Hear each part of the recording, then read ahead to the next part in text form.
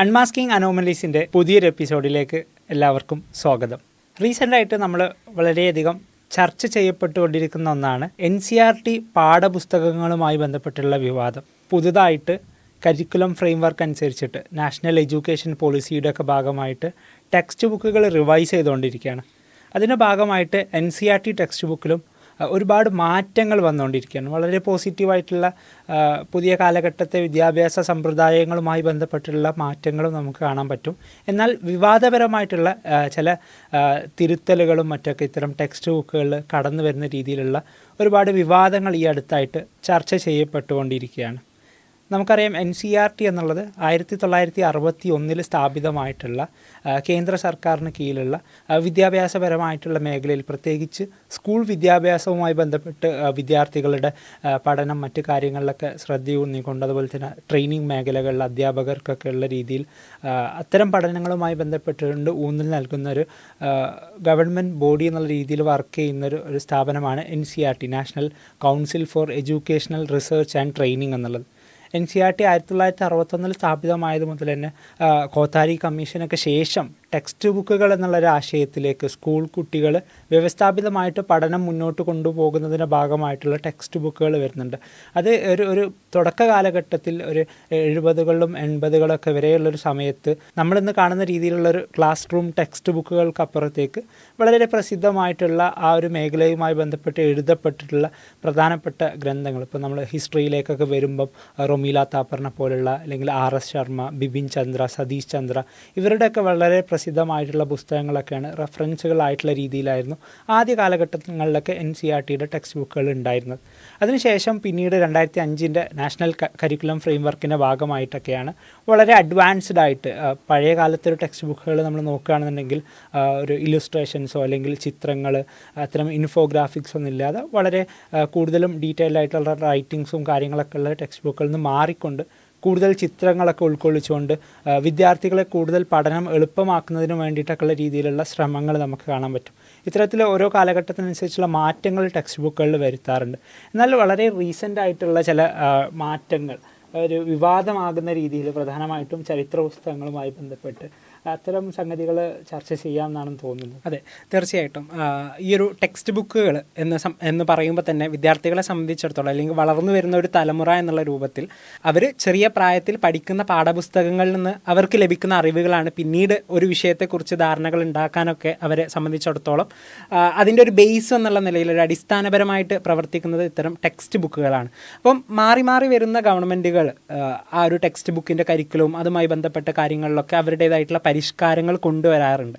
പ്രത്യേകിച്ച് ഓരോ ഗവൺമെൻറ്റും പുതിയ ഗവൺമെൻറ്റുകൾ മാറി വരുന്ന സമയത്ത് അവർ പലപ്പോഴും ശ്രദ്ധയൂന്നാറുള്ളത് ചരിത്ര പാഠപുസ്തകങ്ങളിൽ മാറ്റങ്ങൾ കൊണ്ടുവരാനാണ്. ആ ഒരു ഏത് പാർട്ടിയുടെ ഗവൺമെൻറ് ആണോ ഇന്ത്യയിൽ ഭരിക്കുന്നത് അവരുടെ രാഷ്ട്രീയ ആശയത്തിന് അടിസ്ഥാനമായിട്ട് അതിന് കൂടുതൽ ഊന്നൽ നൽകിക്കൊണ്ട് അതിൻ്റെ കാര്യങ്ങളെ ന്യായീകരിക്കുന്ന രൂപത്തിൽ ടെക്സ്റ്റ് ബുക്കുകൾ കൊണ്ടുവരാനുള്ള ഒരു ശ്രമങ്ങൾ ഉണ്ടാവാറുണ്ട് എന്നുള്ളതാണ്. അപ്പോൾ അതിൻ്റെ ഭാഗമായിട്ടാണ് തുടക്ക കാലഘട്ടത്തിൽ ഒരുപാട് കാലം നേരത്തെ സൂചിപ്പിച്ചതുപോലെ സതീഷ് ചന്ദ്രയുടെയും അതോടൊപ്പം തന്നെ ബിപിൻ ചന്ദ്രയുടെയും RS ശർമ്മയുടെ ഒക്കെ പുസ്തകങ്ങളായിരുന്നു ചരിത്ര പാഠപുസ്തകങ്ങൾ എന്നുള്ള രൂപത്തിൽ റെഫറൻസ് പുസ്തകങ്ങളായിട്ട് ഉപയോഗിച്ചിട്ടുണ്ടായിരുന്നത്.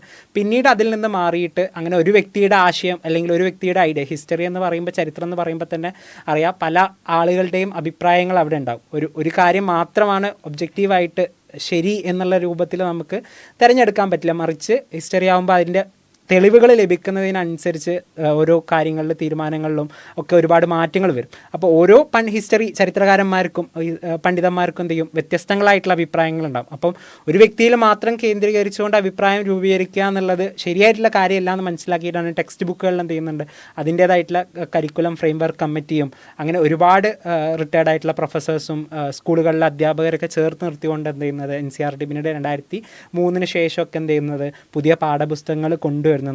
അപ്പം അതിനുശേഷം നമുക്കറിയാം ഇന്ത്യയിലൊരു മേജർ ഷിഫ്റ്റ് പിന്നെ ഗവൺമെൻറ്റിൻ്റെ ഇതിൽ വരുന്നത് UPA ഗവൺമെൻറ് കഴിഞ്ഞ് 2014 NDA ഗവൺമെൻറ് അധികാരത്തിൽ വരുന്നതോട് കൂടിയിട്ട് ഒരു ഐഡിയോളജിക്കൽ ഷിഫ്റ്റും കൂടി വരികയാണ്. അത്രയും കാലം കോൺഗ്രസിൻ്റെ നേതൃത്വത്തിലുള്ള ഗവൺമെൻറ് ആയിരുന്നു ഇന്ത്യയിൽ ഭരണം നടത്തിക്കൊണ്ടിരുന്നത്. അപ്പോൾ അതിൽ നിന്ന് മാറിയിട്ട് NDA ഗവൺമെൻറ് വരുമ്പോൾ അന്ന് മുതൽ തന്നെ എന്ത് ചെയ്യുന്നുണ്ട് അവർ ഇത്തരത്തിലുള്ള പാഠപുസ്തകങ്ങളും എല്ലാ കാര്യങ്ങളും കാവ്യവൽക്കരിക്കാനുള്ള നമ്മൾ സാഫ്രണൈസ് ചെയ്യാന്നൊക്കെ പറയില്ലേ ആ കാവ്യവൽക്കരിക്കാനുള്ള ശ്രമങ്ങൾ നടന്നുകൊണ്ടിരിക്കുന്നുണ്ടായിരുന്നു. അതിൻ്റെ ഭാഗമായിട്ടാണ് പിന്നീട് NEP 2020 വളരെ വിവാദ വിവാദമായിട്ടും അതിൻ്റെ പല ന്യൂവാൻസസൊക്കെ ഒരുപാട് ചർച്ച ചെയ്യപ്പെട്ടുള്ള കാര്യമാണ്. അപ്പോൾ അതിൻ്റെ ഭാഗമായിട്ടാണ് എന്ത് ചെയ്യുന്നത്, NCERT പാഠപുസ്തകങ്ങളിലെ മാറ്റങ്ങൾ കൊണ്ടുവരികയും ഇപ്പം ഹിസ്റ്ററി ടെക്സ്റ്റ് ബുക്ക് 6, 7, 8 ക്ലാസ്സുകളിൽ പുതുക്കിയ പാഠപുസ്തകം പുറത്തു വന്നപ്പോഴാണ് എന്ത് ചെയ്തിട്ടുള്ളത്, അതുമായി ബന്ധപ്പെട്ട വിവാദങ്ങൾ വലിയ രൂപത്തിൽ ചർച്ച ചെയ്തുകൊണ്ടിരിക്കുന്നത് എന്നുള്ളതാണ്. അപ്പോൾ ഈ ഒരു പാഠപുസ്തകങ്ങൾ, എസ്പെഷ്യലി ചരിത്ര പാഠപുസ്തകങ്ങൾ, നേരത്തെ നമ്മൾ പറഞ്ഞ പോലെ മാറ്റങ്ങൾ കൊണ്ടുവരുന്നത് ആ ഒരു ചെറിയ ക്ലാസ്സിൽ പഠിക്കുന്ന വളരെയധികം എന്താ പറയുക നിഷ്കളങ്കരായിട്ടുള്ള ഒരു കുട്ടികളെ സംബന്ധിച്ചിടത്തോളം യാതൊരു മുൻധാരണകളും ഇല്ലാതെ ടെക്സ്റ്റ് ബുക്കിലുള്ള കാര്യം പഠിക്കുന്ന സമയത്ത് അത് എന്തായാലും ഒരു റെഫറൻസ് ആയിട്ട്, അതായത് അതിലെന്താണോ പറയുന്നത് അതൊരു ശരിയായിരിക്കും എന്നുള്ള രൂപത്തിലാണ് അധ്യാപകരും വിദ്യാർത്ഥികളൊക്കെ ടെക്സ്റ്റ് ബുക്കിൽ, കാരണം ടെക്സ്റ്റ് ബുക്കുകളിൽ മിസ്റ്റേക്കുകൾ ഉണ്ടാവില്ല എന്നുള്ള രൂപത്തിലാണ് എന്ത് ചെയ്യാറുള്ളത്, നമ്മൾ എടുക്കാറുള്ളത്. പലപ്പോഴും ഇന്ത്യയിലെ തന്നെ ഒട്ടുമിക്ക മത്സര പരീക്ഷകൾക്കും മറ്റൊക്കെ തയ്യാറെടുക്കുമ്പോൾ പലപ്പോഴും അതിൻ്റെ ഒരു അടിസ്ഥാനമായിട്ട് പറയാറുള്ളത് NCERT ടെക്സ്റ്റ് ബുക്കുകളാണ്. +2 വരെയുള്ള അല്ലെങ്കിൽ 10ാം ക്ലാസ് വരെയുള്ള NCERT ടെക്സ്റ്റ് ബുക്കിനെ അടിസ്ഥാനമാക്കിയിട്ടാണ് പലതിൻ്റെയും സിലബസുകൾ പോലും എന്ത് ചെയ്യാറുള്ളത്, നിശ്ചയിക്കാറുള്ളത്. അപ്പോൾ ഇത്രയും കാലം പുലർത്തി പോന്നിരുന്ന ഒരു കാര്യമാണ് ആ ഒരു ടെക്സ്റ്റ് ബുക്കുകൾ ഫാക്ച്വലായിട്ട് അല്ലെ അടിസ്ഥാനപരമായിട്ടുള്ള കാര്യങ്ങളിൽ മിസ്റ്റേക്കുകളൊന്നും ഉണ്ടാകരുത് എന്നുള്ളത് വളരെയധികം കണിശമായിക്കൊണ്ട് തന്നെ ഫോളോ ചെയ്തുകൊണ്ടിരുന്ന ഒരു കാര്യമാണ്. എന്നാൽ ഇപ്പം ഈ ഒരു മാറ്റം, പുതിയൊരു ടെക്സ്റ്റ് ബുക്കുകൾ റീസെൻ്റ്ലി പുറത്തിറങ്ങിയ സമയത്ത് നമുക്ക് പലപ്പോഴും ഹിസ്റ്ററി ടെക്സ്റ്റ് ബുക്കുകളിൽ ഫാക്ച്വൽ അല്ലാത്ത, ഒട്ടും തന്നെ ശരിയല്ലാത്ത കുറേ കാര്യങ്ങൾ എന്ത് ചെയ്തിട്ടുണ്ട് ആ ഒരു ടെക്സ്റ്റ് ബുക്കുകളിൽ ഉൾപ്പെടുത്തുന്നതായിട്ട് നമുക്ക് എന്ത് ചെയ്യാൻ പറ്റും, കാണാൻ പറ്റും എന്നുള്ളതാണ്. അപ്പോൾ അതിൻ്റെ ഒരു തുടക്കം തന്നെ നോക്കിക്കഴിഞ്ഞാൽ തന്നെ നമുക്ക് കാണാൻ സാധിക്കും, ഹിസ്റ്ററിയിലൊക്കെ ഫസ്റ്റത്തെ ചാപ്റ്റർ തന്നെ ഇന്ത്യ ദാറ്റ് ഈസ് ഭാരത് എന്നുള്ള ഒരു കൺസെപ്റ്റിലൂടെയാണ് എന്ത് ചെയ്യുന്നത്, തുടങ്ങുന്നത്. അപ്പം ഈ NEPയുടെ ഉദ്ദേശ ലക്ഷ്യങ്ങൾ പറയുന്ന സ്ഥലത്ത് തന്നെ വളരെ ഇൻക്ലൂസീവായിട്ടുള്ള, റീജിയണൽ ആയിട്ടുള്ള, പ്രാദേശികപരമായിട്ടുള്ള ചരിത്രങ്ങൾക്കും അതിൻ്റെ കൾച്ചറുകൾക്കൊക്കെ ഊന്നൽ നൽകിക്കൊണ്ട് എല്ലാവരെയും ഉൾക്കൊള്ളുന്ന ഒരു പാഠപുസ്തകം എന്നുള്ള രൂപത്തിൽ ആശയം ഊന്നിക്കൊണ്ടൊക്കെയാണ് എന്ത് ചെയ്യുന്നത്, ടെക്സ്റ്റ് ബുക്ക് സ്റ്റാർട്ട് ചെയ്യുന്നത്. അപ്പോൾ പക്ഷേ ടെക്സ്റ്റ് ബുക്ക് ഉടനീളം നോക്കിക്കഴിഞ്ഞാൽ നമുക്ക് കാണാൻ പറ്റുന്ന ഒരു സംഗതി എന്ന് പറഞ്ഞു കഴിഞ്ഞാൽ, കൃത്യമായിട്ടുള്ള അജണ്ടകളോട് കൂടിയിട്ട് ഒരു കാവ്യവൽക്കരണത്തിൻ്റെ അല്ലെങ്കിൽ ഒരു റൈറ്റ് വിങ് അജണ്ട കൃത്യമായിട്ട് പ്രൊപ്പഗേറ്റ് ചെയ്യാൻ, ഇന്ത്യയിലെ ഒരു റൈറ്റ് വിങ്ങിൻ്റെ അജണ്ട കൃത്യമായിട്ട് പ്രചരിപ്പിക്കാനുള്ള രൂപത്തിൽ ആ ഒരു ടെക്സ്റ്റ് ബുക്കിനെ സ്ട്രക്ചർ ചെയ്തിരിക്കുന്നു എന്നുള്ളൊരു സംഗതിയാണ്. പ്രത്യേകിച്ചും നേരത്തെ നമ്മൾ സൂചിപ്പിച്ച പോലെ വളരെ നിഷ്കളങ്കരായിട്ടുള്ള, യാതൊരു മുൻധാരണകളോ യാതൊരു പ്രജുഡീസും ഇല്ലാത്ത ഒരു കുട്ടി ആ ഒരു പുസ്തകം വായിക്കുകയാണ് എന്നുണ്ടെങ്കിൽ ആ ഒരു പുസ്തകത്തിലേക്ക് വായന പൂർത്തിയാക്കി കഴിയുമ്പോൾ ആ ഒരു കുട്ടിയെ സംബന്ധിച്ചിടത്തോളം ഒരു അപരവൽക്കരണം, അതായത് ഇവിടെ ഉള്ള ഒരുപാട് കമ്മ്യൂണിറ്റീസിനെ അവർ പുറത്ത് നിന്ന് ഇൻവേഡ് ചെയ്ത് വന്നവരാണ്, ഇവിടെ അധിനിവേശം നടത്തി വന്നവരാണെന്നും അവർ ഇവിടുത്തെ ചരിത്രത്തിൻ്റെ ഭാഗമല്ല എന്നും മനസ്സിലാക്കുന്ന രൂപത്തിലുള്ള ഒരു നറേറ്റീവാണ് എന്ത് ചെയ്യുന്നത്, പാഠപുസ്തകം വായിച്ചു കഴിയുന്ന ഒരു കുട്ടിയെ സംബന്ധിച്ചിടത്തോളം ലഭിക്കുക എന്നുള്ളത്. ഓക്കെ, ഈ രീതിയിൽ വളരെയധികം റീസെൻ്റായിട്ട് ചർച്ച ചെയ്യപ്പെട്ടിരുന്നു. അതിൽ പ്രധാനമായിട്ടും ഒരു സോഷ്യൽ സയൻസ് പുസ്തകങ്ങൾ മാത്രമല്ല, വളരെ റീസെൻ്റായിട്ട് നമ്മൾ സയൻസ് പുസ്തകങ്ങൾ പീരിയോഡിക് ടേബിളുമായി ബന്ധപ്പെട്ട് അത് റിമൂവ് ചെയ്തത്, അതുപോലെ തന്നെ അത്തരം സയൻസ് ഒരു സയൻറ്റിഫിക് ടെമ്പറിന് പുറത്തേക്ക് ഇത്തരം ഒരുപാട് അജണ്ടകളും സംഗതികളൊക്കെ നമുക്ക് റീസെൻ്റായിട്ട് കൂടെ തന്നെ ചർച്ച ചെയ്തിരുന്നു. അപ്പം ഈ ഒരു രീതിയിൽ സോഷ്യൽ സയൻസ് പുസ്തകങ്ങളിലേക്ക് വരുമ്പോൾ പ്രത്യേകിച്ച് ഒരു മുഗൾ കാലഘട്ടത്തെ അപ്പാടെ അവഗണിക്കുന്ന രീതിയിൽ, ഒരു മുഗൾ ഹിസ്റ്ററിനെ ഭയങ്കരമായിട്ട് ഡിമിനിഷ് ചെയ്ത് കാണിക്കുന്ന രീതിയിലുള്ള ഒരു രചനയായിട്ട് തോന്നിയിരുന്നു. എന്താണ് ആ ഒരു ഭാഗം? അതായത് ഈ ഒരു 2003 സമയത്ത് ഇറങ്ങിയ പാഠപുസ്തകങ്ങളിൽ മിഡീവൽ ഭാഗങ്ങൾ ഡിസ്കസ് ചെയ്യുന്ന, മധ്യകാലഘട്ടം ചർച്ച ചെയ്യുന്ന ഒരു പുസ്തകവും പിന്നെ അതുപോലെ തന്നെ പ്രാചീനകാലം ആൻഷ്യൻറ്റ് ഹിസ്റ്ററിയും മോഡേൺ ആധുനിക കാലം ചർച്ച ചെയ്യുന്ന, അങ്ങനെ 3 ഹിസ്റ്ററി ടെക്സ്റ്റ് ബുക്കുകളായിരുന്നു ഉണ്ടായിരുന്നത്. അതിൽ മിഡീവൽ കാലഘട്ടത്തെ ചർച്ച ചെയ്യുന്ന സമയത്ത് ഡൽഹി സുൽത്താൻമാർ 1200 മുതൽ 1500 വരെ ഇന്ത്യ ഭരിച്ചിരുന്നവരാണ്, ഡൽഹി കേന്ദ്രമാക്കി ഭരിച്ചിരുന്നവരാണ് ഡൽഹി സുൽത്താൻമാർ. അപ്പോൾ അവരെക്കുറിച്ചോ അവരുടെ കോൺട്രിബ്യൂഷൻസ്, അവർ ഇവിടെ ആരൊക്കെയാണ് ഭരണം നടത്തിയിട്ടുള്ളത്, അതുമായി ബന്ധപ്പെട്ട കാര്യങ്ങൾ ചർച്ച ചെയ്യുന്ന ഒരു ചാപ്റ്റർ ആയിരുന്നു മുന്നേ ഉണ്ടായിരുന്നത്. അതോടൊപ്പം തന്നെ മുഗൾ എന്ന് പറയുമ്പോൾ ഇന്ത്യയുടെ ചരിത്രത്തിൽ, പ്രത്യേകിച്ച് ഇന്ത്യയിലെ മധ്യകാല ചരിത്രത്തിൽ മാറ്റി നിർത്താനാവാത്ത ഒരു ഭരണകൂടമാണ് മുഗളന്മാരെന്നുള്ളത്. അപ്പോൾ ആ മുഗളന്മാരെക്കുറിച്ചും അവരുടെ സംഭാവനകളെക്കുറിച്ചും അവരുടെ ഒരു ഹിസ്റ്ററി കംപ്ലീറ്റിൽ ചർച്ച ചെയ്യുന്ന രൂപത്തിൽ ഒരു ചാപ്റ്ററും ആയിരുന്നു പ്രധാനമായിട്ടും ഉണ്ടായിരുന്നത്. എന്നാൽ പുതിയൊരു ടെക്സ്റ്റ് ബുക്കിലേക്ക് വന്നപ്പോൾ ഈ ഒരു ഡൽഹി സുൽത്താൻമാരുടെയും മുഗളന്മാരുടെയും അതേ സമയത്തുള്ള മറ്റ് റീജിയനിലെ എല്ലാവരുടെയും ഹിസ്റ്ററി ചുരുക്കിയിട്ട് ഒറ്റൊരു ചാപ്റ്ററിലേക്ക്, ഇന്ത്യയുടെ പൊളിറ്റിക്കൽ മാപ്പ് റീസ്ട്രക്ചർ ചെയ്യുന്നു എന്നുള്ള രൂപത്തിലാണ് ആ ഒരു ചാപ്റ്ററിൻ്റെ ടൈറ്റിൽ തന്നെ. ഡൽഹി സുൽത്താൻസിനോ മുഗൾസിനോ ഒന്നും ടൈറ്റിൽ കൊടുക്കാതെ ഇന്ത്യയുടെ പൊളിറ്റിക്കൽ മാപ്പ് റീസ്ട്രക്ചർ ചെയ്തുകൊണ്ടിരിക്കുന്നു, റീഷേപ്പ് ചെയ്തുകൊണ്ടിരിക്കുന്നു എന്നുള്ളൊരു ടൈറ്റിലാണ് വളരെ ചുരുങ്ങിയിട്ട് എന്ത് ചെയ്യുന്നത് ഇവരെക്കുറിച്ച് പരാമർശിച്ച് പോകുന്നത്. എന്നാൽ അത് പരാമർശം ടെക്സ്റ്റ് ബുക്കിൻ്റെ കനം കുറക്കാൻ വേണ്ടിയിട്ടാണ് ചെയ്യാന്നുണ്ടെങ്കിൽ നമുക്ക് ഓക്കെ മനസ്സിലാക്കായിരുന്നു. എന്നാൽ അതേ സമയത്ത് തന്നെ മറാത്ത എംപയറിനെ കുറിച്ച്, ആ ഒരു മുഗളന്മാർ ഭരിച്ചിരുന്ന അതേ സമയത്ത് പെട്ടെന്ന് റൈസ് ചെയ്ത് വന്ന് പെട്ടെന്ന് തന്നെ ഡിക്ലൈൻ ചെയ്തു പോയിട്ടുള്ള ഒരു സാമ്രാജ്യമാണ് മറാത്ത സാമ്രാജ്യം. അപ്പോൾ ആ മറാത്ത സാമ്രാജ്യത്തെക്കുറിച്ച് മുഴുനീള ഒരു ചാപ്റ്ററിൽ എന്ത് ചെയ്യുന്നുണ്ട്, ചർച്ച ചെയ്യുന്ന ഒരു അവസ്ഥാവിശേഷം വരുന്നുണ്ട്.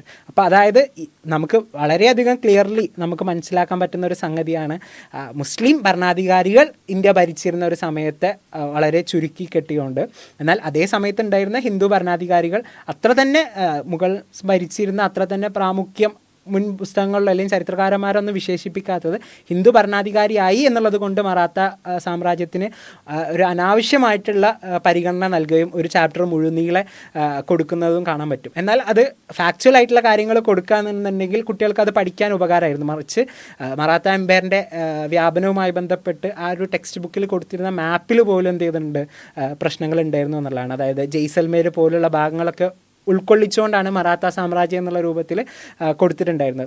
എന്നാൽ പിന്നീട് എന്ത് ചെയ്യുന്നുണ്ട്, ജയ്സൽമേറിലെ അന്നത്തെ രാജകുടുംബത്തിൻ്റെ ഇന്നത്തെ പിൻതലമുറയിൽ പെട്ട ആളുകൾ എന്ത് ചെയ്യുന്നുണ്ട്, പരാതിയുമായി മുന്നോട്ട് വരികയാണ്. ഞങ്ങളുടെ ചരിത്രം നോക്കുന്ന സമയത്ത് മറാത്ത സാമ്രാജ്യം ജയ്സൽമേറുമായി ബന്ധപ്പെട്ട് യാതൊരു വിധത്തിലുള്ള ഒരു ഉടമ്പടിയോ കരാറോ ഒന്നും ഏർപ്പെട്ടിട്ടില്ല എന്നും, അവിടെ ഇൻഡിപെൻഡൻ്റ് ആയിട്ട് ജയ്സൽമേറിൽ ആ രാജകുടുംബമായിരുന്നു അവിടെ ഭരിച്ചിരുന്നതെന്നും, മറാത്താസ് ഇവിടെ വന്നിട്ടില്ല എന്നുള്ള രൂപത്തിൽ അവരെന്ത് ചെയ്യുന്നുണ്ട്, NCERTക്ക് പരാതി കൊടുക്കുന്ന ഒരവസ്ഥ. അപ്പം നമ്മൾ മനസ്സിലാക്കേണ്ടത് ഒരു 7-8 ക്ലാസ്സിൽ പഠിക്കുന്ന ഒരു കുട്ടിയെ സംബന്ധിച്ചിടത്തോളം ആ കുട്ടിയുടെ ഉള്ളിലേക്ക് ഒരു നറേറ്റീവ് കൊണ്ടുവരാൻ വേണ്ടിയിട്ട് ശ്രമിക്കാനും മറാത്ത സാമ്രാജ്യം ഇവിടെ വ്യാപിച്ച് കിടന്നിരുന്ന മുഗളന്മാരെക്കാളും വലിയൊരു സാമ്രാജ്യമായിരുന്നു. അവർ ഇന്ത്യയുടെ ഏകദേശം ഒരു വലിയൊരു ഭാഗം തന്നെ അവർ ഭരിച്ചിരുന്നു എന്നുള്ളൊരു കാര്യം കുട്ടികളിലേക്ക് എത്തിക്കുക എന്നുള്ളൊരു ഉദ്ദേശം. അതിന് വേണ്ടിയിട്ട് ഫാക്റ്റുകളായിട്ടുള്ള കാര്യങ്ങളെല്ലാം എന്ത് ചെയ്യുന്നുണ്ട്, ശരിയല്ലാത്ത കാര്യങ്ങളെ കൂടി ടെക്സ്റ്റ് ബുക്കുകളിൽ ഉൾപ്പെടുത്തിയിട്ടുള്ള ഒരു ശ്രമമാണ് എന്ത് ചെയ്യുന്നത് നടന്നുകൊണ്ടിരിക്കുന്നത് എന്നുള്ളതാണ്. പിന്നീട് നമുക്ക് നോക്കിയാൽ കാണാൻ സാധിക്കും, ഈ ഡൽഹി സുൽത്താൻമാരുടെ ഭാഗങ്ങൾ വരുന്നത് മുതൽ തന്നെ ഇവരെല്ലാം ഇവിടേക്ക് അധിനിവേശം നടത്തി വന്നവരാണ്, ഇൻവേഡ് ചെയ്ത് വന്നവരാണ് എന്ന് വീണ്ടും വീണ്ടും വീണ്ടും ടെക്സ്റ്റ് ബുക്ക് ഭയങ്കരമായിട്ട് ഊന്നൽ നൽകിക്കൊണ്ട് പറയാൻ. ഇൻവേഡ് ചെയ്ത് വന്നവർ എന്നുള്ളത് ശരിയായിട്ടുള്ളൊരു കാര്യം തന്നെയാണ്. പക്ഷെ അവർ ഇൻവേഡ് ചെയ്ത് വന്ന് ഇവിടെ ഭരണം സ്ഥാപിച്ച് ഇവിടുത്തെ ഒരുപാട് കൾച്ചറും സാമൂഹിക സാംസ്കാരികപരമായിട്ടുള്ള കാര്യങ്ങളിലൊക്കെ ഒരു മിംഗ്ലിങ്, അവിടുന്ന് വന്ന കൾച്ചറും ഇവിടുത്തെ കൾച്ചറും കൂടി ഒരുമിച്ച് കൂടിച്ചേർന്നുകൊണ്ട് പുതിയൊരു സാംസ്കാരിക ഇതിന് രൂപം കൊടുക്കുകയും അതിൻ്റെ ഉദാഹരണമായിട്ടാണ് ഇന്ത്യയിലുള്ള ഒരുപാട് മോണിമെൻറ്റുകൾ നമുക്കറിയാം. നമ്മൾ ഡൽഹിയിൽ പോയി നോക്കിക്കഴിഞ്ഞാൽ കാണാൻ പറ്റുന്ന ഒരുപാട് നിർമ്മിതികളും കാര്യങ്ങളൊക്കെ നമ്മൾ ഇൻഡോ ഇസ്ലാമിക് ആർക്കിടെക്ചർ എന്നാണ് പറയുക. അപ്പം സെൻട്രൽ ഏഷ്യൻ ഭാഗങ്ങളിൽ നിന്ന് അവിടുന്ന് വന്നിട്ടുണ്ടായിരുന്ന ആ ഒരു കൾച്ചർ, അവിടുത്തെ ഒരു ആർക്കിടെക്ചർ സ്റ്റൈല് കാര്യങ്ങളും ഇന്ത്യയിൽ നിലനിന്നിരുന്ന രജപുത്ത് ആർക്കിടെക്ചറും കാര്യങ്ങളൊക്കെ മിക്സ്ചർ ആയിക്കൊണ്ട് ഒരു ഇൻഡോ ഇസ്ലാമിക് പുതിയ രൂപത്തിലുള്ള ഒരു ആർക്കിടെക്ചർ സ്റ്റൈലും അത് വളരെയധികം ഫ്ലറിഷ് ചെയ്തിരുന്ന കാലഘട്ടമായിരുന്നു. മുഗൾ സുൽത്താനായിരുന്ന ഷാജഹാൻ്റെ കാലഘട്ടം, അതിൻ്റെ ഭാഗമായിട്ട് താജ്മഹൽ ഉണ്ടായതൊക്കെ നമ്മൾ പഠിച്ചിട്ടുള്ള സംഗതികളാണ്. അപ്പം അങ്ങനെ അധിനിവേശം ചെയ്ത് വന്ന് ഇവിടുത്തെ ജനങ്ങൾ അവരെ സ്വീകരിച്ചത് കൊണ്ട് മാത്രമാണ് എന്ത് ചെയ്യണത്, അവർക്ക് അത്രയും കാലം ഏകദേശം 500 വർഷത്തോളം എന്ത് ചെയ്യുന്നുണ്ട്, ഡൽഹി സുൽത്താന്മാർ മുഗളും അതിലേറെ വർഷം എന്ത് ചെയ്യുന്നുണ്ട്, ഇവിടെ ഭരണം നടത്തുന്നുണ്ട് എന്നുള്ളതാണ്. അപ്പോൾ ഇവിടെ ഉണ്ടായിരുന്ന പ്രജകളുടെ, അതായത് ഇന്ത്യയിൽ അന്നുണ്ടായിരുന്ന ജനങ്ങളുടെ യാതൊരുവിധ സപ്പോർട്ടും ഇല്ലാതെ അവർക്ക് എന്ത് ചെയ്യാൻ പറ്റില്ല, അത്രയും കാലം ഭരിക്കാൻ പറ്റില്ല എന്നുള്ളതാണ്. അപ്പോൾ അധിനിവേശം നടത്തി ഇവരിവിടെ വന്നു എന്നുള്ളത് വീണ്ടും വീണ്ടും ഊന്നി പറഞ്ഞുകൊണ്ട് ഈ ഒരു ടെക്സ്റ്റ് ബുക്ക് ശരിക്കും ശ്രമിക്കുന്നൊരു സംഗതി, അത് വായിച്ച് കഴിയുന്ന ഒരു കുട്ടിയെ സംബന്ധിച്ചിടത്തോളം ഇവരൊക്കെ പുറത്തു നിന്ന് വന്നവരാണ്, ഇവർ ഇവിടെ ഇൻവൈഡ് ചെയ്ത് ഇവിടുത്തെ സംസ്കാരത്തെ ഇല്ലാതാക്കാൻ വേണ്ടി ശ്രമിച്ചവരാണ് എന്നുള്ളത് ഊന്നൽ നൽകി പറഞ്ഞുകൊണ്ട് ഒരു മുസ്ലിം അപരവൽക്കരണം കൃത്യമായിട്ട് കുട്ടികളുടെ ഉള്ളിൽ കൊണ്ടുവരാനുള്ള ശ്രമമാണ് എന്ത് ചെയ്തിട്ടുള്ളത്, NCERT നടത്തിയിട്ടുള്ളത് എന്നുള്ളതാണ്. അതിൻ്റെ ഭാഗമായിട്ട് നമുക്ക് കാണാൻ സാധിക്കും, അലാവുദ്ദീൻ ഖിൽജി, അതായത് ഡൽഹി സുൽത്താൻമാരിലെ ഖിൽജി ഡൈനാസ്റ്റിയുടെ കീഴിലുണ്ടായിരുന്ന രാജാവാണ് അലാവുദ്ദീൻ ഖിൽജി.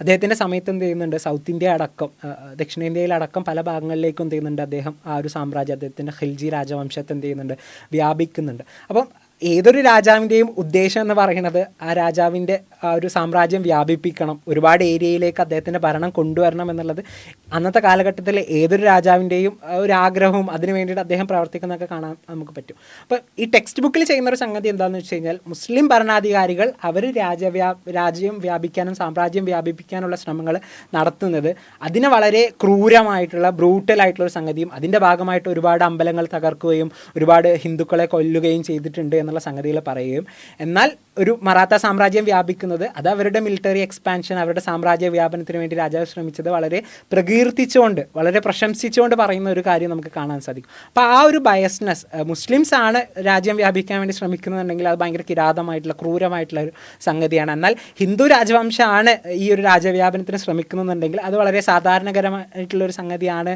എന്നുള്ളൊരു നറേറ്റീവ് കൊടുക്കാൻ എന്ത് ചെയ്യുന്നുണ്ട്, ടെക്സ്റ്റ് ബുക്ക് ശ്രമിക്കുന്നുണ്ട് എന്നുള്ളതാണ്. ഓക്കെ, ഈ ഒരു സംഗതി വളരെ റീസെൻ്റ് ആയിട്ടുള്ള കാര്യം മാത്രമല്ല. നമ്മളൊരു 1977 ജനതാ ഗവൺമെൻറ് വരുന്ന സമയത്തും ഈ രീതിയിലുള്ള ശ്രമങ്ങൾ പാഠപുസ്തകങ്ങളിൽ കാണാൻ സാധിക്കുന്നുണ്ട്. പിന്നീട് വാജ്പേയിൻ്റെ സമയത്തും ഇത്തരത്തിലുള്ള വിവാദങ്ങൾ വന്നിരുന്നു. ഒരു 2014 ശേഷം നരേന്ദ്രമോദി അധികാരത്തിൽ വന്നതിന് ശേഷമാണ് ഇത് വളരെ വ്യാപകമായിട്ടുള്ള രീതിയിൽ. എനിക്ക് ഇതുപോലെ ഞാൻ ഡിഗ്രി ഡൽഹിയിൽ പഠിക്കുന്ന സമയത്താണ് ഈ ഒരു ആര്യൻ ഇൻവേഷൻ തിയറി എന്നുള്ളത് ഡിബേറ്റിംഗ് ടോപ്പിക്കാണല്ലോ. ആര്യന്മാർ പുറത്തുനിന്ന് ഇങ്ങോട്ടാണ് വന്നിട്ടുള്ളത് അല്ലെങ്കിൽ അവർ ഓൾറെഡി ഇവിടെ ഉള്ളവരായിരുന്നു എന്നുള്ള രണ്ട് ഡിബേറ്റുകൾ.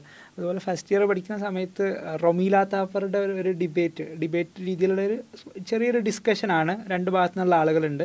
റൊമീല താപ്പർ ആര്യൻ ഇൻവേഷൻ തിയറീനെ അതേ രീതിയിൽ പറയുന്ന ആൾ, അവർ പുറത്തുനിന്ന് വന്ന ആളാണെന്നുള്ള രീതിയിൽ ഉള്ള നറേറ്റീവിനെ സപ്പോർട്ട് ചെയ്യുന്ന ആൾ. അപ്പം ഈ രണ്ട് ഭാഗത്തു നിന്നുള്ള ആളുകൾ, ആദ്യം റൊമീല താപ്പറാണ് ആ ഡിസ്കഷനിൽ സംസാരിക്കുന്നത്. അപ്പോൾ അവർ വളരെ ക്ലിയർ ആയിട്ട് അവരുടെ പോയിൻറ്റ്സ് പറഞ്ഞു, എന്തുകൊണ്ടാണ് അവർ പുറത്തുനിന്ന് വന്നതാണ്, അതിൻ്റെ തെളിവുകൾ, കാര്യങ്ങൾ. പിന്നീട് അടുത്ത ആൾ അയാളുടെ ഒരു സമയത്ത് സംസാരിക്കുമ്പം തന്നെ ആ ആർഗ്യുമെൻറ്റ്സ് കേട്ടിട്ട് അവിടെ ഉള്ളവർ ഭയങ്കരമായിട്ട് ചിരിക്കുകയാണ്. അയാൾ ആർഗ്യുമെൻറ്റ് പ്രസൻറ്റ് ചെയ്യുന്ന സമയത്ത് പോലും അത്രയും അബ്സേർഡ് ആയിട്ടുള്ള രീതിയിൽ അവിടെ ഇരിക്കുന്ന ഓഡിയൻസിന് പോലും പെട്ടെന്ന് തന്നെ ഇതെന്തോ ഒരു അബ്സർഡിറ്റിയാണ് ഇദ്ദേഹം പറയുന്നതെന്നുള്ള. ഈവൻ ക്വസ്റ്റ്യൻ ആൻസർ സെഷനിൽ പോലും അദ്ദേഹത്തിന് പല ചോദ്യങ്ങൾക്ക് ഉത്തരം പറയാൻ കഴിയുന്നില്ല. അപ്പോൾ ഒരു അജണ്ടയുടെ ഭാഗമായിട്ടുള്ള ഇത്തരം ശ്രമങ്ങൾ നമുക്ക് വളരെ ചരിത്രപരമായിട്ട് തന്നെ കാണാൻ പറ്റും. അതോടൊപ്പം തന്നെ നമ്മൾ പുറത്തുനിന്ന് അധിനിവേശം എന്നുള്ള രീതിയിലൊക്കെ കാര്യങ്ങൾ പറയുമ്പോൾ നമ്മളെപ്പോഴും ചിന്തിക്കുക ഇപ്പോഴത്തെ ഒരു ദേശരാഷ്ട്ര സങ്കല്പത്തിലാണ്. ഒരു നാഷൻ സ്റ്റേറ്റ് ഇന്ന് കാണുന്ന രീതിയിലുള്ള ഒരു ഇന്ത്യ, ചൈന, പാകിസ്ഥാൻ അല്ലെങ്കിൽ അമേരിക്ക, ഇങ്ങനത്തെ രാഷ്ട്രങ്ങൾ എന്നുള്ളത് വളരെ മോഡേൺ ആയിട്ടുള്ള ഒരു കോൺസെപ്റ്റ് ആണല്ലോ. അപ്പം ഈ ഒരു ആൻഷ്യൻ പീരിയഡിലേക്കും അല്ലെങ്കിൽ മെഡീവൽ കാലഘട്ടത്തിലേക്കും ഒക്കെ ഈ ഒരു സംഗതിയെ കണക്ട് ചെയ്യുമ്പോൾ ഒരു പ്രശ്നം തീർച്ചയായിട്ടും കുട്ടികളൊക്കെ മനസ്സിലാക്കേണ്ടതുണ്ടെന്ന് തോന്നുന്നു. തീർച്ചയായിട്ടും. അപ്പം ഈ ഒരു ടെക്സ്റ്റ് ബുക്കിൽ വലിയൊരു മാറ്റം, നമ്മൾ പ്രാചീന കാലഘട്ടത്തിലെ ചരിത്രവുമായി ബന്ധപ്പെട്ട കാര്യങ്ങളൊക്കെ ചർച്ച ചെയ്യുന്ന സമയത്ത് നമ്മൾ കേട്ട് പരിചയിച്ച ഒരു കാര്യമാണ് സിന്ധു നദീതട സംസ്കാരം അല്ലെങ്കിൽ ഹാരപ്പൻ സംസ്കാരം എന്നുള്ളത്. അപ്പോൾ പുതിയൊരു ടെക്സ്റ്റ് ബുക്ക് വരുന്നതോട് കൂടിയിട്ട് ആ ഒരു ടേമിൽ വരേക്കും എന്ത് ചെയ്തിട്ടുണ്ട്, മാറ്റങ്ങൾ വരുത്തിയിട്ടുണ്ട് എന്നുള്ളതാണ്. പുതിയൊരു ടേമിൽ സിന്ധു സരസ്വതി സിവിലൈസേഷൻ എന്നുള്ള രൂപത്തിലാണ് എന്ത് ചെയ്തിട്ടുള്ളത് ടെക്സ്റ്റ് ബുക്കിൽ പരിചയപ്പെടുത്തുന്നത് എന്നുള്ളതാണ്. അപ്പോൾ ഒന്ന് ഇൻഡസ് എന്നുള്ളത് ഇംഗ്ലീഷുകാർ കൊടുത്ത പേരാണ്, സിന്ധു എന്നുള്ളതാണ് നമ്മൾ ഇന്ത്യയുടെ എന്താ പറയുക പുരാതന വേദങ്ങളിൽ ഇതൊക്കെ നോക്കുമ്പോൾ സിന്ധു നദി എന്നുള്ളതാണ്. അപ്പോൾ സിന്ധു എന്നുള്ളതും പിന്നെ അതോടൊപ്പം തന്നെ ഈ ഒരു സരസ്വതി നദി എന്നുള്ളത് അന്നത്തെ കാലഘട്ടത്തിൽ നിലനിന്നിരുന്ന, പിന്നീട് എന്താ പറയുക ഭൂമിയിൽ നിന്ന് ഇല്ലാതായി പോയിട്ടുള്ള ഒരു നദിയാണ് സരസ്വതി നദി. അതിൻ്റെ ഒരു പേര് ചരിത്രകാരന്മാരൊക്കെ ചർച്ച ചെയ്യുന്ന സമയത്ത് ഗഗ്ഗർ ഹഗ്ഗർ എന്ന് പറഞ്ഞിട്ടുള്ള ഒരു നദി, ഗഗ്ഗർ ഹഗ്ഗർ, അതിൻ്റെ സിവിലൈസേഷനും കാര്യങ്ങളും അതിൻ്റെ തീരത്തുണ്ടായിരുന്ന പല പ്രദേശങ്ങളൊക്കെ പ്രാചീന ചരിത്രം പഠിക്കുന്ന സമയത്ത് നമ്മൾ ചർച്ച ചെയ്യാറുണ്ട്.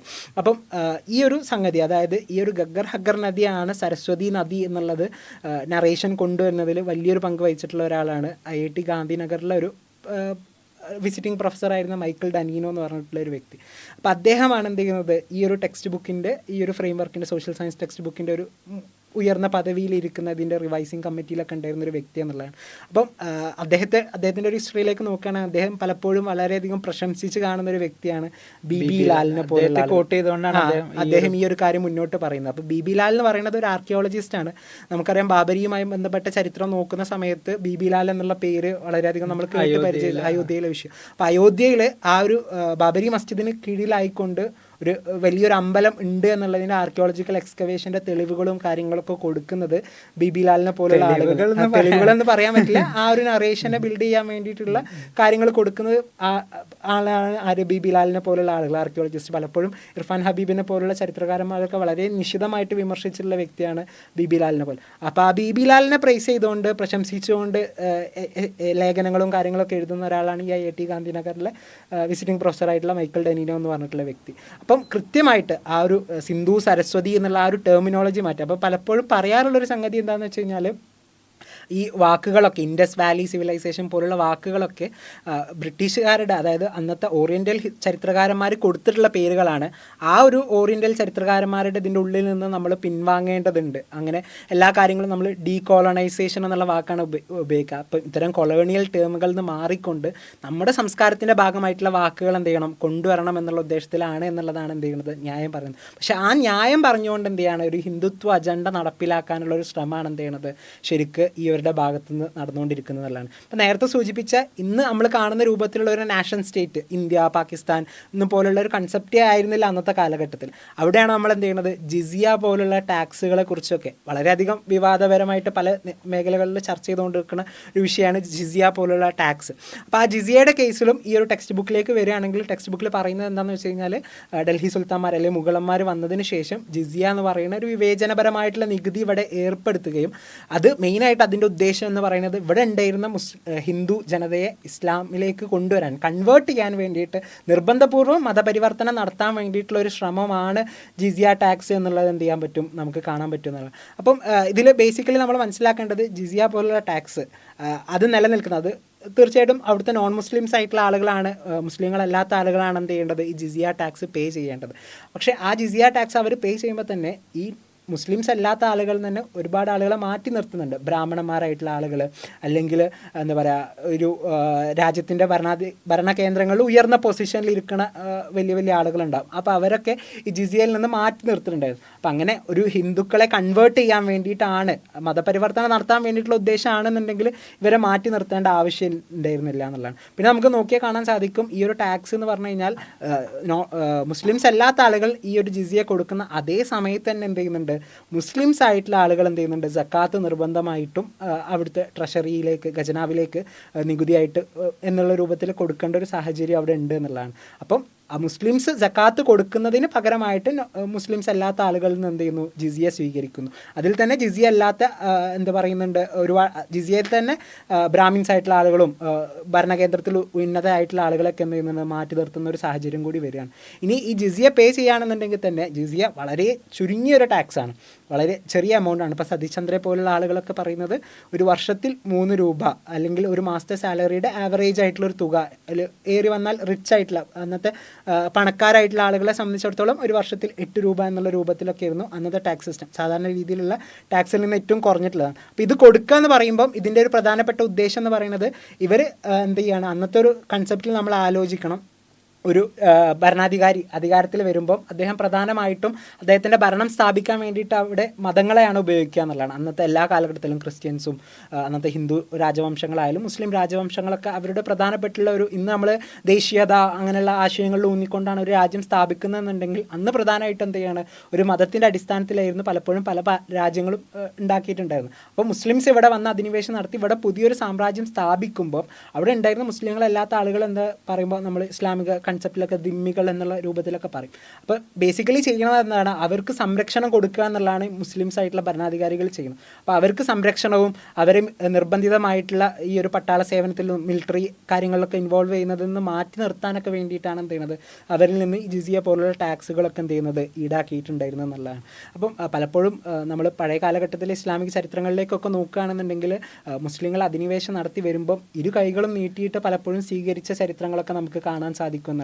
കാരണം കിരാതമായിട്ടുള്ള ഭരണമായിരുന്നു ക്രിസ്ത്യൻ ഭരണാധികാരികളുടെ കീഴിലൊക്കെ അന്ന് ലോകത്ത് പല ഭാഗങ്ങളിലും നടന്നിരുന്നത്. അപ്പോൾ മുസ്ലിങ്ങൾ അധിനിവേശം നടത്തി അവിടെ അവരുടെ ഭരണം സ്ഥാപിക്കുന്നത് സന്തോഷത്തോട് കൂടിയിട്ട് സ്വീകരിച്ചിട്ടുള്ള ഒരുപാട് പ്രജകളുള്ള ചരിത്രങ്ങളൊക്കെ നമുക്ക് എന്ത് ചെയ്യാൻ പറ്റും, മധ്യകാലഘട്ടത്തിലൊക്കെ ചരിത്രങ്ങളൊക്കെ നോക്കുമ്പോൾ ലോകത്തിൻ്റെ വിവിധ ഭാഗങ്ങളിൽ നിന്നുള്ള ചരിത്രങ്ങൾ നമുക്ക് കാണാൻ സാധിക്കും എന്നുള്ളതാണ്. അപ്പം ഈ ഒരു ജിസിയ എന്നുള്ള ടാക്സ്, അപ്പം നമ്മൾ ആലോചിക്കണം എത്ര ബാലിശമായിട്ടുള്ള ആർഗ്യുമെൻ്റ്, നിർബന്ധമായിട്ട് മതപരിവർത്തനം നടത്താൻ ചെറിയൊരു തുകക്ക് വേണ്ടിയിട്ട് മതം മാറാൻ തയ്യാറായിരുന്ന പ്രജകൾ അന്ന് അവിടെ ഉണ്ടായിരുന്നു എന്നുള്ള രൂപത്തിലുള്ള ഒരു ആർഗ്യുമെൻ്റാണ് എന്ത് ചെയ്യുന്നത്, മുന്നോട്ട് വെക്കുന്നത്. പിന്നെ പലപ്പോഴും ഈ ജിസിയയുടെ വിഷയവുമായി ബന്ധപ്പെട്ടുകൊണ്ട് ഒരു പ്രതി ചേർത്ത് പറയാറുള്ള ഒരു വ്യക്തിയാണ് മുഗൾ ഭരണാധികാരിയായിരുന്ന ഔറംഗസീബിന്. അപ്പോൾ ഔറംഗസീബിൻ്റെ ചരിത്രം ഇവിടെ പറയുന്ന സമയത്ത് കൃത്യമായിട്ട് നമുക്ക് മനസ്സിലാക്കാൻ സാധിക്കും.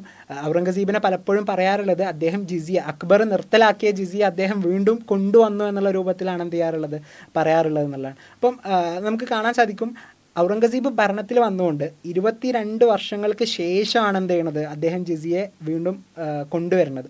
അപ്പം അദ്ദേഹം ഈ ഒരു നിർബന്ധ മതപരിവർത്തനം അല്ലെങ്കിൽ അദ്ദേഹം ഒരു ഇസ്ലാമിക് ദാറുൽ ഇസ്ലാമൊക്കെ സ്ഥാപിക്കാൻ വേണ്ടിയിട്ടാണ് അദ്ദേഹം വന്നത് തന്നെ എന്നുള്ളതാണ് പലപ്പോഴും എന്ത് ചെയ്യാറുള്ളത്, വിമർശനമായിട്ട് പറയാറുള്ളത്. അപ്പോൾ ആ ഉദ്ദേശം അദ്ദേഹത്തിന് ഉണ്ടായിരുന്നു എന്നുണ്ടെങ്കിൽ അദ്ദേഹത്തിന് എന്ത് ചെയ്യാം, അദ്ദേഹത്തിൻ്റെ ഭരണകാലഘട്ടത്തിൻ്റെ ആദ്യത്തിൽ തന്നെ എന്ത് ചെയ്യാം, ഈ ഒരു ടാക്സ് കൊണ്ടുവരായിരുന്നു എന്നുള്ളതാണ്. പക്ഷേ അദ്ദേഹം ഈ ഒരു 22-ാം വർഷമാകുമ്പോഴേക്ക് അദ്ദേഹം കൊണ്ടുവരാനുള്ള റീസൺസ് നമ്മൾ നോക്കുമ്പോഴാണ് അന്ന് എന്ത് ചെയ്യുന്നുണ്ട്, ഭരണകൂടം പലതരത്തിലുള്ള സാമ്പത്തികപരമായിട്ടുള്ള പ്രയാസങ്ങൾ നേരിട്ടുകൊണ്ടിരിക്കുന്നുണ്ട്. അപ്പോൾ സക്കാത്ത് സക്കാത്ത് കളക്ട് ചെയ്യണത് ശക്തമാക്കുന്നതിനോടൊപ്പം എന്ത് ചെയ്യുന്നു, അദ്ദേഹം എന്ത് ചെയ്യുന്നു, ജിസിയ വീണ്ടും കൊണ്ടുവരുന്നു. കാരണം ഖജനാവിലേക്ക് കൂടുതൽ പണം ആവശ്യം വരുന്ന സാഹചര്യം വന്നപ്പോൾ എന്ത് ചെയ്യുന്നു, അത് വീണ്ടും റീഇമ്പോസ് ചെയ്യുന്നു എന്നുള്ളതാണ്. അപ്പം അതിന് പിന്നിലുള്ള പല കാരണങ്ങളും നോക്കാതെ കേവലം ജിസിയ അദ്ദേഹം പുനഃസ്ഥാപിച്ചു എന്ന് പറഞ്ഞുകൊണ്ട് എന്ത് ചെയ്യാണ്, അദ്ദേഹത്തെ പരിചയപ്പെടുത്തി അദ്ദേഹത്തിന് ഒരു നെഗറ്റീവ് ഇമേജ് കൊടുക്കാൻ വേണ്ടിയിട്ടുള്ള ശ്രമമാണ് എന്ത് ചെയ്യുന്നത് റൈറ്റ് വിങ് ആയിട്ടുള്ള ഹിസ്റ്റോറിയൻസ് പലരും ചെയ്യുന്നതായിട്ട് കാണാൻ സാധിക്കുന്നത്. അതോടൊപ്പം തന്നെ പലപ്പോഴും അക്ബറിനെ വളരെ പ്രശംസിച്ച് ഔറംഗസീബിനെ താഴ്ത്തിയിട്ടാണ് പറയാറുള്ളത്.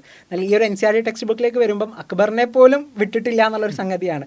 കാരണം അദ്ദേഹത്തിൻ്റെ ആ ഒരു 50 വർഷത്തോളം വരുന്ന ഒരു ഭരണ കാലഘട്ടത്തിലെ ഒരു ഇൻസിഡൻറ്റ് മാത്രമാണ് ചിറ്റോർഗഡിൽ ഉണ്ടായിരുന്ന അദ്ദേഹം നടത്തിയിട്ടുണ്ടായിരുന്ന ഒരു മസാക്കർ, ഒരു കൂട്ടക്കൊല എന്ന് പറയുന്നത്. ആകെ ഒരു ഇൻസിഡൻറ്റ് മാത്രമാണ് അദ്ദേഹത്തിൻ്റെ ആ ഒരു ഹിസ്റ്ററിയിൽ അങ്ങനെ ഒരു കൂട്ടക്കൊല എന്നുള്ള രൂപത്തിൽ നടത്തിയിട്ടില്ല. അദ്ദേഹത്തിൻ്റെ സമയത്ത് ഒരുപാട് അധിനിവേശങ്ങളും കാര്യങ്ങളൊക്കെ നടക്കുന്നുണ്ട്, അദ്ദേഹത്തിന് രാജ്യം വ്യാപിപ്പിക്കാൻ വേണ്ടിയിട്ടുള്ള ശ്രമങ്ങളൊക്കെ നടത്തിയിട്ടുണ്ട്. അപ്പോൾ ആ ഒരു ഇൻസിഡൻറ്റ് മാത്രം ചൂണ്ടിക്കാണിച്ചുകൊണ്ട് അദ്ദേഹം ഹിന്ദു ആളുകളെ മുഴുവൻ കൊല്ലാൻ വേണ്ടി ശ്രമിച്ചിരുന്ന ഒരു വ്യക്തിയാണെന്നുള്ള ഒരു ഇമേജ് അക്ബറിന് കൊടുക്കാൻ വരെയൊക്കെ എന്ത് ചെയ്തിട്ടുണ്ട്. സാധാരണ പൊതുവെ എല്ലാവരും പ്രശംസിക്കാറുള്ള അക്ബറിനെ പോലും വിടാത്ത രൂപത്തിലാണ് എന്ത് ചെയ്തിട്ടുള്ളത് പുതിയൊരു ടെക്സ്റ്റ് ബുക്കിൽ കൊണ്ടുവന്നിട്ടുള്ളത്. അക്ബറിൻ്റെ കാലഘട്ടത്തിലാണ് രജ്പുത്തുമായിട്ടുള്ള നല്ല അലയൻസ് ഉണ്ടായിരുന്നു മുഗൾസ്. രജ്പുത്തിലെ പല രാജ്ഞിമാരെ അദ്ദേഹം വിവാഹം കഴിക്കുകയും നല്ലൊരു രൂപത്തിൽ മുന്നോട്ട് പോവുകയും ഒക്കെ ചെയ്തിട്ടുള്ള ഒരുപാട് സംഗതികൾ കാണാൻ പറ്റും. എസ്പെഷ്യലി രാജാ മാൻസിങ്ങിനെ പോലുള്ള ആളുകൾ, അന്നത്തെ രാജസ്ഥാൻ ഭാഗങ്ങളിലൊക്കെ ഉണ്ടായിരുന്ന, ജയ്പൂർ ആ ഭാഗത്തൊക്കെ ഉണ്ടായിരുന്ന മാൻസിങ്ങിനെ പോലുള്ള ആളുകളൊക്കെ എന്ത് ചെയ്യുന്നുണ്ട്, വളരെയധികം വലിയൊരു ബന്ധമായിരുന്നു ഉണ്ടായിരുന്നത് അക്ബറുമായി വിട്ട്.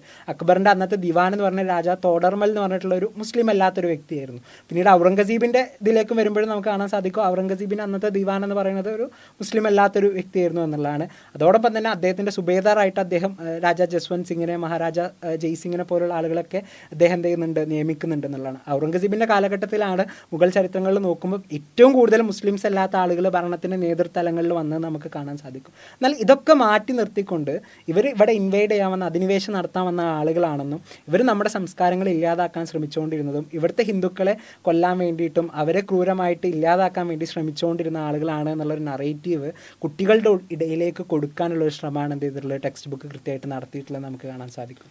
തീർച്ചയായിട്ടും ഒരു ചരിത്രം വായിക്കുന്ന അല്ലെങ്കിൽ ചരിത്ര കുതുകികളായിട്ടുള്ള ആളുകളെ സംബന്ധിച്ചിടത്തോളം നമ്മുടെ വായന തുടങ്ങുമ്പോൾ തന്നെ ആ കാലഘട്ടത്തെ മനസ്സിലാക്കുക എന്നുള്ളത് വളരെ പ്രധാനപ്പെട്ട ഒരു കാര്യമാണ്. ആ ഒരു നമ്മളിന്ന് ജീവിക്കുന്ന ഒരു സാഹചര്യത്തിൽ നിന്നുകൊണ്ട് ആ കാലത്തെ കാണുമ്പോഴുള്ള ഒരുപാട് പ്രശ്നങ്ങൾ ഇത്തരം വായനകളിലും അത്തരം കാര്യങ്ങളിലും നമുക്ക് കാണാൻ പറ്റും. അപ്പം ആ ഒരു കാലഘട്ടത്തെ മനസ്സിലാക്കിക്കൊണ്ട് അന്നത്തെ സാമൂഹിക സാഹചര്യങ്ങളും അന്ന് നിലനിന്നിരുന്ന കാര്യങ്ങളും ആ ഒരു നറേറ്റീവും കാര്യങ്ങളും ആ ഒരു ലെൻസിലൂടെ ചരിത്രത്തെ വായിക്കാനും അതിൽ തന്നെ നമുക്ക് ചിലപ്പോൾ വിമർശനങ്ങളുള്ള കാര്യങ്ങളുണ്ടാവും. അത്തരം വിമർശനങ്ങൾ കാര്യങ്ങൾ ഒരു ചെറിയ കുട്ടികൾ പഠിക്കുന്ന ടെക്സ്റ്റ് ബുക്കുകളിൽ ഇത്തരം അജണ്ടകൾ സെറ്റ് ചെയ്തുകൊണ്ടുള്ള ശ്രമങ്ങൾ തീർച്ചയായിട്ടും എതിർക്കപ്പെടേണ്ട ഒരു കാര്യം തന്നെയാണ്. അപ്പോൾ രക്ഷിതാക്കളും ഈ ഒരു വിഷയത്തിൽ വളരെ ശ്രദ്ധിക്കണം. തീർച്ചയായും നമ്മൾ കുട്ടികൾ പഠിക്കുന്ന ചരിത്രങ്ങളിൽ ഇത്തരത്തിലുള്ളൊരു കാര്യം വരുമ്പം, പ്രത്യേകിച്ച് NCERT പോലുള്ള പുസ്തകങ്ങൾ പറയുമ്പോൾ ഇന്ത്യയിലൊരു 70% കുട്ടികൾ ഇതാണ് പഠിക്കുന്നത്. ഭൂരിഭാഗം CBSE സ്കൂളുകളിലും ഈവൻ പല സ്റ്റേറ്റുകളിലും NCERT ടെക്സ്റ്റ് ബുക്കുകളാണ് സ്റ്റാൻഡേർഡ് ബുക്കുകളായിട്ട് ഉപയോഗിക്കാറുള്ളത്. ഈവൻ UPSC പ്രിപ്പറേഷന് പോലും അധിക പേരും ഇതിനാണ് ഡിപ്പെൻഡ് ചെയ്യാറ്. അപ്പം അത്തരമൊരു ടെക്സ്റ്റ് ബുക്കുകളിൽ വളരെ ബോധപൂർവമായിട്ടാണ് ഇത്തരം മാറ്റങ്ങൾ കൊണ്ടുവരുന്നത്. അപ്പം രക്ഷിതാക്കളും ഈ ഒരു വിഷയത്തിൽ ശ്രദ്ധിക്കുക. തീർച്ചയായിട്ടും രക്ഷിതാക്കളുടെ ഒരു ശ്രമം എന്ന് പറയുന്ന രൂപത്തിൽ കുട്ടികൾക്ക് കൃത്യമായിട്ടുള്ള ചരിത്രം പറഞ്ഞു കൊടുക്കാൻ എന്തെങ്കിലും രക്ഷിതാക്കൾ ശ്രദ്ധിക്കണം എന്നുള്ളതാണ്. കാരണം ബോധപൂർവമായിട്ടുള്ള ഒരു അജണ്ടയുടെ ഭാഗമായിട്ട് ഇത്തരം കാര്യങ്ങൾ കൊണ്ടുവരുമ്പോൾ അതല്ല യാഥാർത്ഥ്യമെന്നും ഇതാണ് ശരിക്കുള്ള കാര്യങ്ങളെന്ന് പറയാനുള്ള ഒരു അവരുടെ ഭാഗത്തു നിന്നുള്ളൊരു പഠനം നടത്തിക്കൊണ്ട് കുട്ടികൾക്കത് പറഞ്ഞു കൊടുക്കാനുള്ള ഒരു ശ്രമം രക്ഷിതാക്കളുടെ ഭാഗത്തു നിന്ന് ഉണ്ടാവണം എന്നുള്ളതാണ്.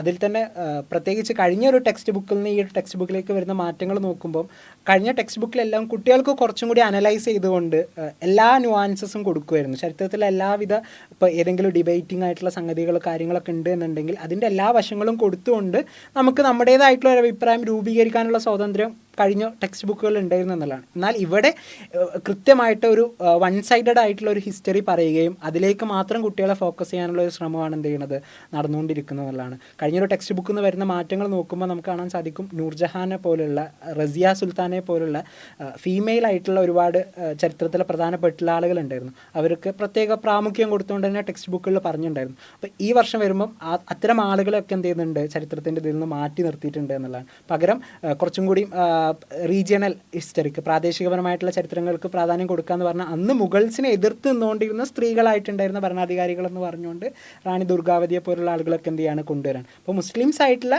ആളുകളെ മാറ്റി നിർത്തിയിട്ട് മുസ്ലിംസിനെ എതിർത്ത് അന്ന് തിളങ്ങി നിന്നിരുന്ന ആളുകൾ എന്നുള്ള രൂപത്തിൽ കുറച്ച് ആളുകളെ മുന്നോട്ട് കൊണ്ടുവരാനുള്ള ശ്രമമാണ് നടന്നുകൊണ്ടിരിക്കുന്നത്. അപ്പോൾ നൂർജഹാൻ്റെ ഹിസ്റ്ററിയൊക്കെ നോക്കുമ്പോൾ അന്നത്തെ കാലഘട്ടത്തിൽ അക്ബറിൻ്റെ കാലഘട്ടം കഴിഞ്ഞ ജഹാംഗീർ വരുന്നത്. അപ്പോൾ ഏകദേശം ഇന്ത്യയുടെ ഭൂപടത്തിലൊരു വലിയ ഭാഗം മുഗൾസ് അന്ന് ഭരിച്ചുകൊണ്ടിരിക്കുന്ന സമയമാണ്. അന്ന് ജഹാംഗീറിൻ്റെ ആ ഒരു കാലഘട്ടത്തിൽ അന്നത്തെ ഭരണത്തിൻ്റെ മെയിൻ ഒരു ഉത്തരവാദിത്തം ഏറ്റെടുത്തിട്ടുണ്ടായിരുന്നത് നൂർജഹാനായിരുന്നു എന്നുള്ളതാണ്.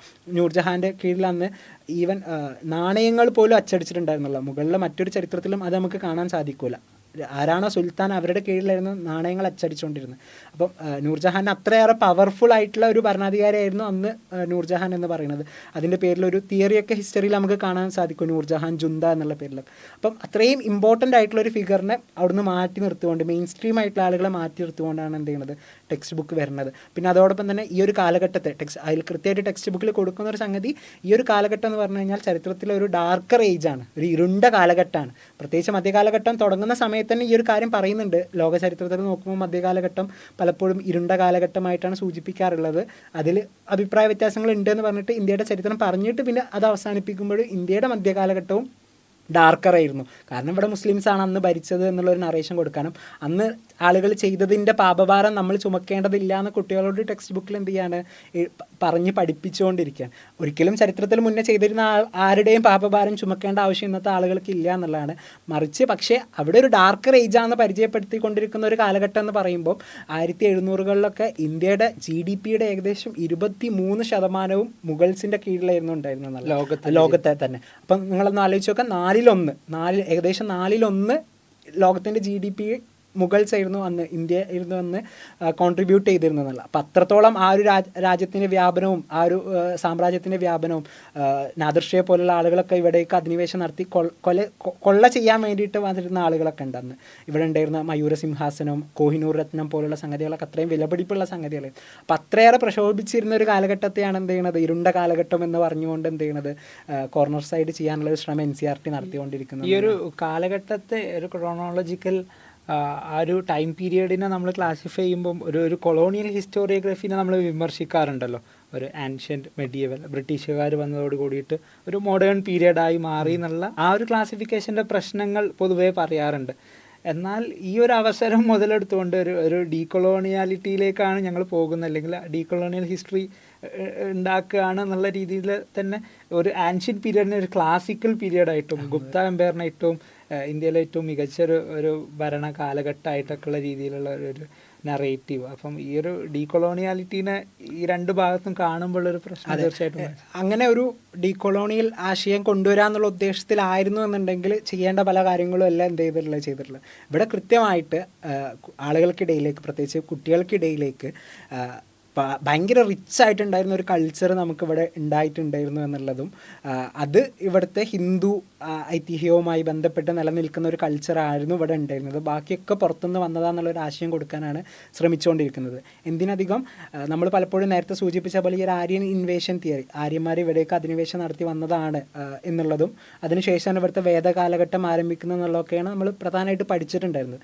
എന്നാൽ അതല്ല, ഈ ഹരപ്പന്മാരുടെ തുടർച്ച തന്നെയാണ് പിന്നീട് വേദകാലഘട്ടത്തിൽ ഉണ്ടായിട്ടുള്ളത് എന്നുള്ള ഒരു നറേഷനൊക്കെ കൊണ്ടുവരാനാണ് എന്ത് ചെയ്യുന്നത് ശ്രമിച്ചുകൊണ്ടിരിക്കുന്നത്. അപ്പം ആ ഒരു നമ്മുടെ സ്വാതന്ത്ര്യ സമരത്തിൻ്റെ ആദ്യ കാലഘട്ടത്തിൽ ആളുകൾക്കിടയിലേക്ക് ദേശീയത കൊണ്ടുവരാൻ വേണ്ടിയിട്ട് ശ്രമം നടത്തിയിട്ടുണ്ടായിരുന്നു. അതിൻ്റെ ഭാഗമായിട്ടാണ് പഴയ കാലഘട്ടത്തിലുണ്ടായിരുന്ന പല ചരിത്രങ്ങളൊക്കെ പിന്നീട് എന്ത് ചെയ്യുന്നത് പുനരുജ്ജീവിപ്പിച്ച് കൊണ്ടുവന്നിട്ടുണ്ടായിരുന്നത്. എന്നാൽ ഇവിടെ ശ്രമിച്ചുകൊണ്ടിരിക്കുന്നത് അതിതീവ്ര ദേശീയത ഉള്ളിലേക്ക് ചെറിയ പ്രായത്തിൽ തന്നെ തിരികെ കയറ്റാനുള്ള ഒരു ശ്രമമാണ് എന്ത് ചെയ്യുന്നത്, ഇത്തരത്തിലുള്ള ബോധപൂർവമായിട്ടുള്ള ശ്രമം. അത് ഹിസ്റ്ററിയിലുള്ള സംഭവങ്ങളെ അതുപോലെ കാണിക്കുകയാണെന്നുണ്ടെങ്കിൽ നമുക്ക് പ്രശ്നം ഉണ്ടായിരുന്നില്ല. മറിച്ച് ഫാക്ച്വൽ അല്ലാത്ത കുറേ കാര്യങ്ങൾ തിരികെ കയറ്റിക്കൊണ്ട് കൃത്യമായിട്ടുള്ള ഒരു അപരവൽക്കരണത്തിൻ്റെ ഉദ്ദേശത്തോട് കൂടിയിട്ട് തന്നെയാണ് എന്ത് ചെയ്യുന്നത്, ആ ഒരു പ്രൊപ്പഗണ്ട, ആ ഒരു അജണ്ട നടപ്പിലാക്കാൻ വേണ്ടിയിട്ട് തന്നെയാണ് എന്ത് ചെയ്യുന്നത് ശ്രമം നടത്തിക്കൊണ്ടിരിക്കുന്നത് എന്നുള്ളതാണ്. തീർച്ചയായിട്ടും രക്ഷിതാക്കളാകട്ടെ, ഈ വീഡിയോ കാണുന്ന വിദ്യാർത്ഥികളാകട്ടെ, നമ്മൾ ചരിത്രത്തെ വായിക്കുമ്പോൾ ശ്രദ്ധിക്കേണ്ട ഒരുപാട് കാര്യങ്ങൾ നമ്മളിവിടെ ചർച്ച ചെയ്ത് പോയിട്ടുണ്ട്. നമ്മൾ ചരിത്രത്തിൽ നോക്കുകയാണെന്നുണ്ടെങ്കിൽ ഹിറ്റ്ലറുടെ കാലഘട്ടത്തിലും ഇത്തരത്തിൽ അന്ന് നാസി ജർമ്മനിയിൽ ബോധപൂർവം ബോധപൂർവമായിട്ട് സ്കൂൾ പുസ്തകങ്ങളിൽ പോലും മാറ്റങ്ങൾ വരുത്തിക്കൊണ്ട് അന്നത്തെ കാലത്ത് ജൂതന്മാർക്കെതിരെ ബോധപൂർവമായിട്ടുള്ള ഇത്തരം ശ്രമങ്ങൾ അപരവൽക്കരണങ്ങൾ നമ്മൾ കണ്ടിട്ടുണ്ട്. തീർച്ചയായിട്ടും എന്ത് കാര്യങ്ങൾ പഠിക്കുമ്പോഴും അതിനെ ഇത്തരം രീതിയിൽ മനസ്സിലാക്കിക്കൊണ്ട് യാഥാർത്ഥ്യങ്ങൾ ഉൾക്കൊണ്ടുകൊണ്ടുള്ള രീതിയിലുള്ള പഠനങ്ങൾ നടക്കണമെന്ന് സൂചിപ്പിക്കുകയാണ്.